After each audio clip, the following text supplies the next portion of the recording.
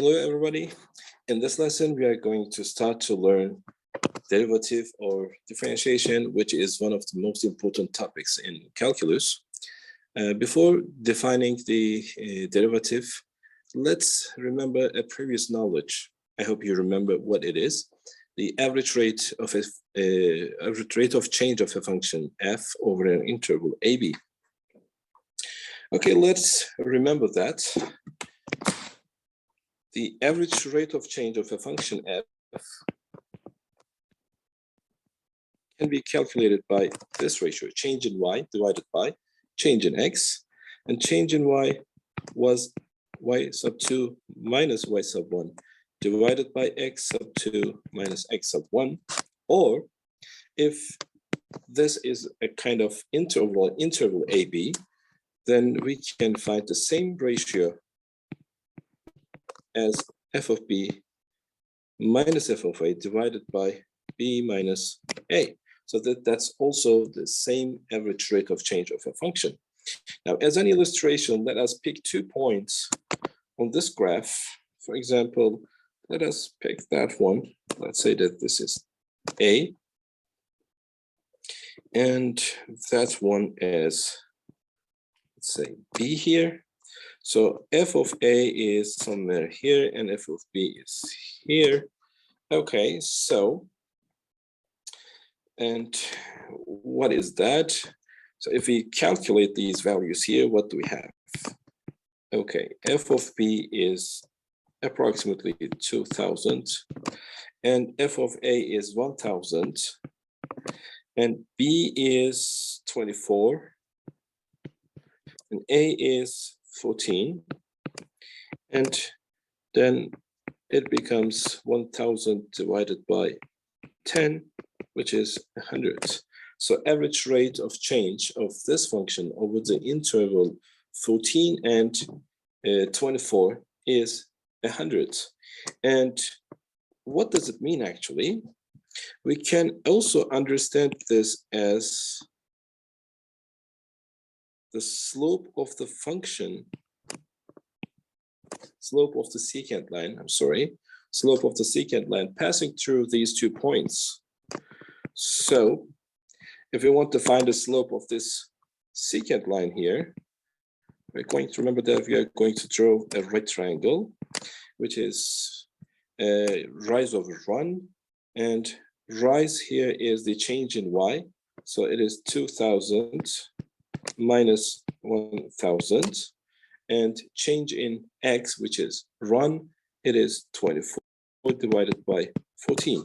And as you see, the average rate of change of a function can be defined as the slope of the secant line passing through the points on the function's graph.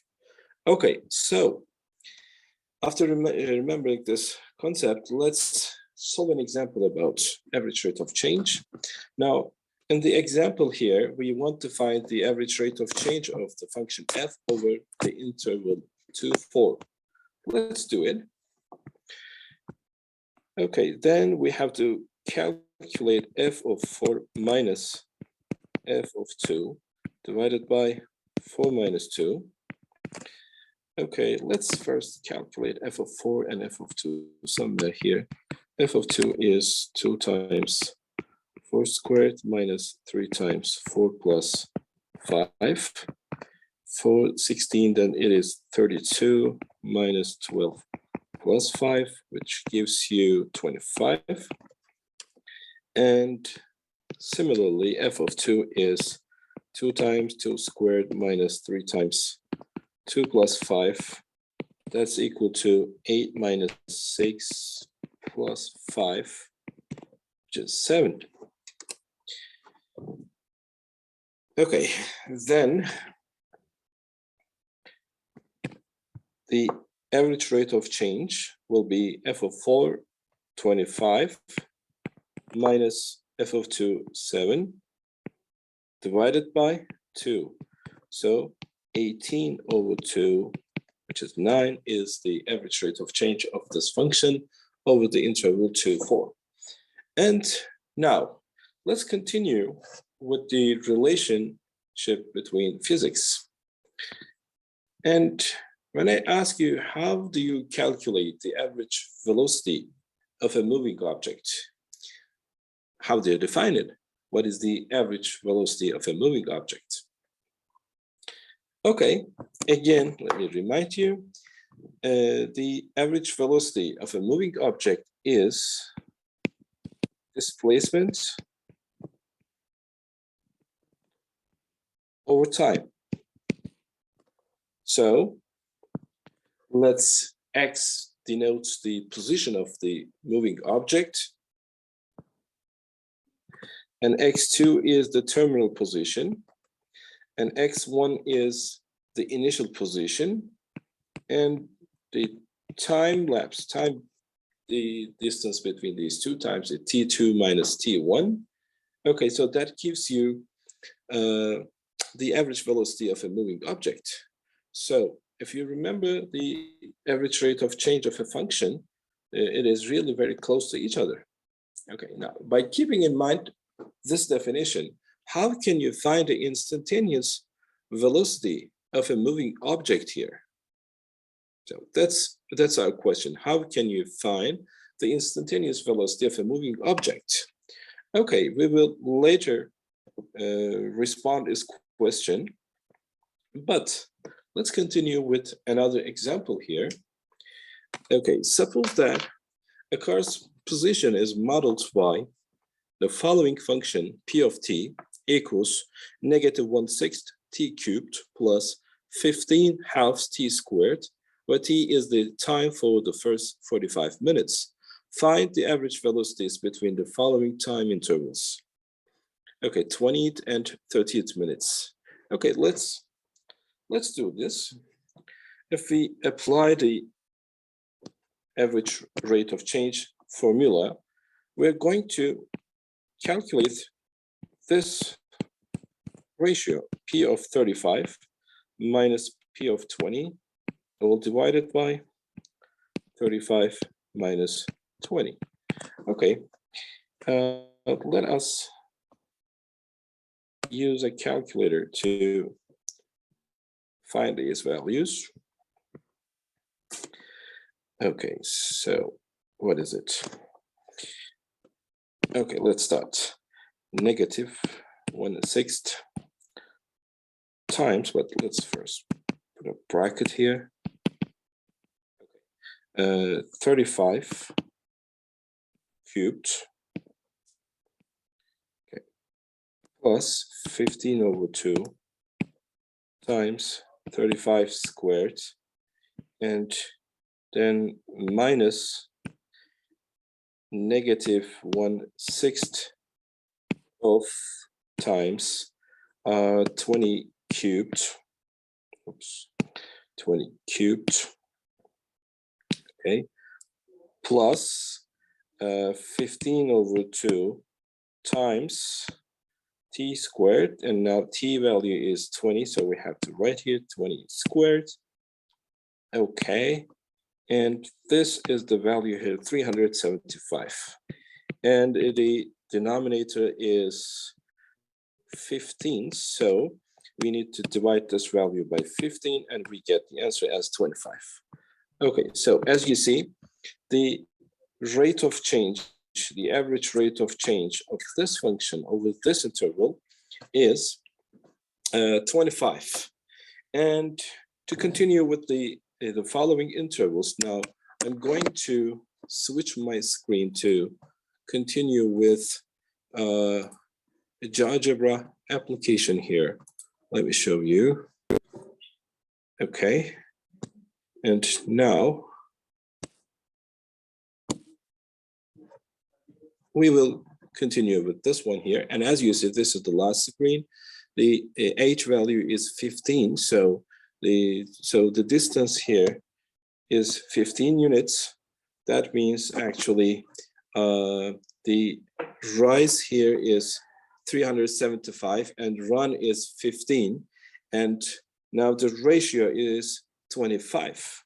Okay, now the next question was find the average rate of change, actually find the average velocity of the moving object between 20th and 30th minutes. So I'm making this h here 10 so that the upper bound is 30 here. Okay, so we have to find f of 30. Okay, then this is going to be f of 30 minus f of 20 divided by 30 minus 20, which gives you this value here, 58.33. Okay, so the second answer is 58.33. And the next question was, what is the average velocity between the time interval 20 and 25? So I'm making this h here 5, so that we will have just 5 minutes. Yeah, here it is. Okay, so the average velocity between this time interval, 20th and 25th minutes, it becomes 83.33. Okay, so this is the, actually, as you see, the slope of the secant line here. Okay, so if you see this, it's going to be a kind of the important definition of derivative, but let's first continue with the other. Okay, now, so we found these values, so I'm skipping them. Now, my question is now, what is the speed shown on the car speed dial at exactly the 10th minute? So this time, I'm not talking about a long time interval, like 15 and 10 minutes and 5 minutes. No, I'm just exactly what is the instantaneous velocity of the car, which is shown at car speed dial at exactly the 10th minute. So how will we respond to this question? That is the critical part here. And if you remember the concept that we have seen in the previous screen on GeoGebra screen, then we were approaching the initial value, the starting value from right. So the secant value, secant lines. Okay, let's go back to the same screen again. If we continue with the following screen here, and as you see, when I have this h values approaching 0, the secant line is very close to the tangent line. So if the time interval is 15 minutes, it becomes obviously, definitely it's a secant line. And if this h value is approaching 0, each time the secant line is approaching a tangent line. So when we are talking about the instantaneous rate of change of a function, actually we are talking about the slope of the tangent line here. Remember that the average rate of change of a function over a time interval was the slope of the secant line. But if we are talking about the instantaneous rate of change of a function, then we are looking for the slope of the tangent line here. Okay, that is the critical understanding about derivative. Okay. Okay, so let me switch my screen once again. So if we understand in here, let's say that, let's pick a point C here. And a value anywhere here, let's say X. And definitely this X can be defined as C plus H, where this distance, the length of the time interval or the interval here is H. So we are going to have a secant line here. Okay, we're going to have a secant line. We'll draw it here. Okay. Now we're going to have a secant line. Draw it manually. Okay, this is going to be our secant line. Okay, now if this H value approaches 0, then this X approaches C here. And whenever X approaches C, the secant line is going to be a tangent line as we have seen in GeoGebra applet. So here the critical point here, the critical point is how will we define the derivative of this function? So we have basically two different definitions of instantaneous rate of change of a function, which is actually the derivative of the function. One of them is taking the limit of this ratio here, f of c plus h minus f of c divided by h. And the other one is f of x minus f of c divided by x minus c. Remember these two definitions. Either this x approaches c or h approaches 0. In both cases, we have the secant lines approaching tangent line, and the slope of these lines can be calculated by this ratio.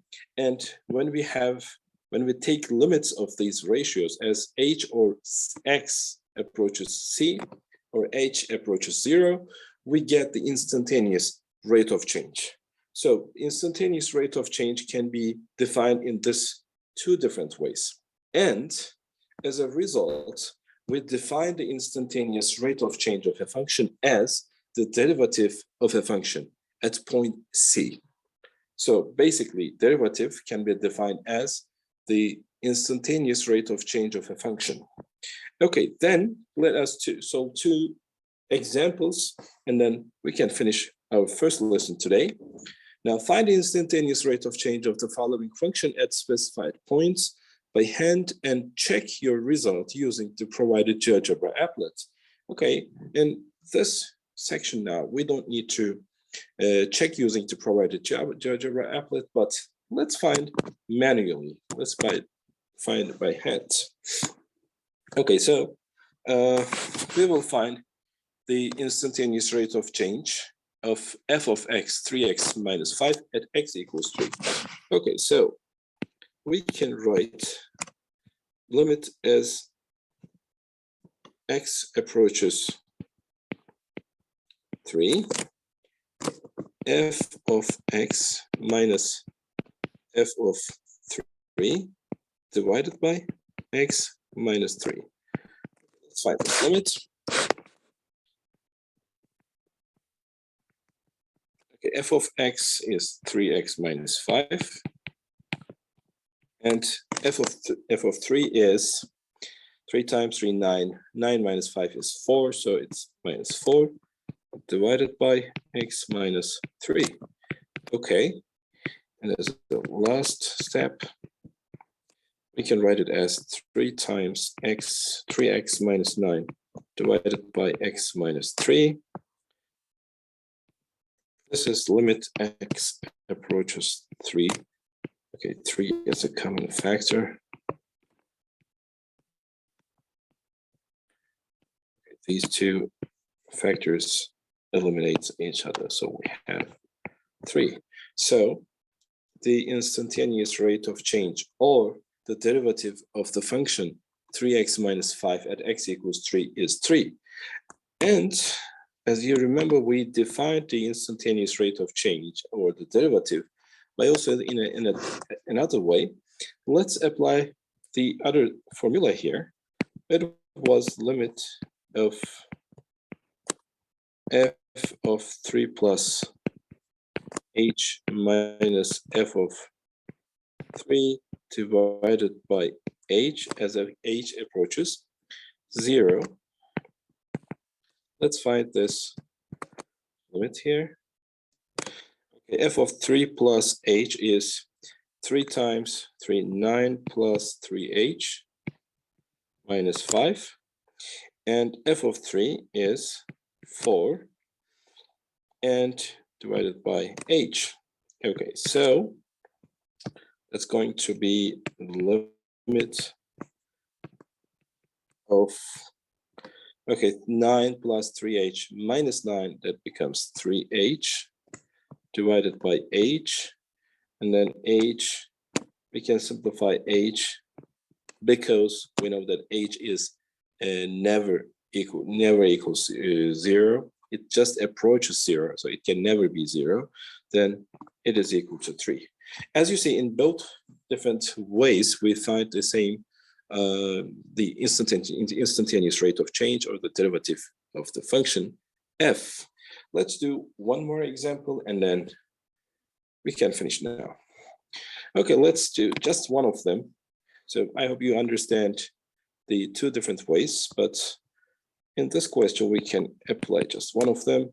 Limit, okay, let's say x approaches 4, g of x minus g of 4 divided by x minus 4. Okay, then let's find the limit here. G of x is x squared, and g of 4 is 4 squared 16 divided by x minus 4. And now if we apply the difference of two perfect squares, we can factorize it as x minus 4 times x plus 4 divided by x minus 4. And now these two factors simplify each other, because again, we know that x is never going to be 4. Then limit x, which is 4, x plus 4 is going to be 8. Okay, that's it. Okay, friends, today we talked about the introduction to the derivative concept. I hope you get it. So thank you for listening to me. See you next time. Bye.